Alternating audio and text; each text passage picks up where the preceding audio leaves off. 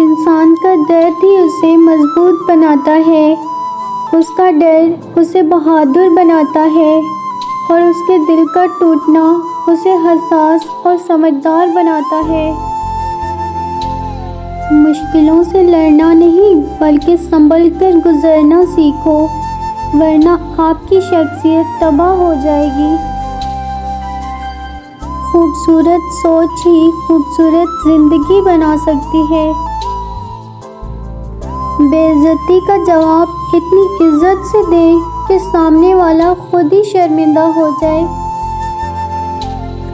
जब कोई दोस्त नज़रअंदाज करना शुरू कर दे तो समझ जाओ कि उसके सारे मतलब पूरे हो गए।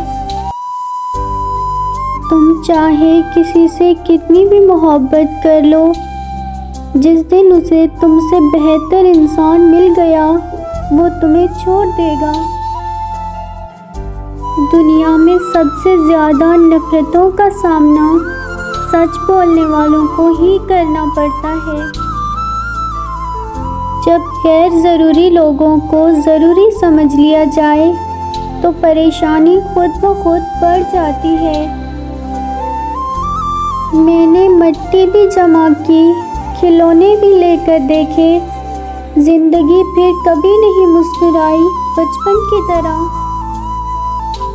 तुझे तेरी औकात का उस दिन पता चलेगा है इंसान, जब लोग तुझ पे मिट्टी डालकर हाथ भी तुझ पे झाड़ेंगे।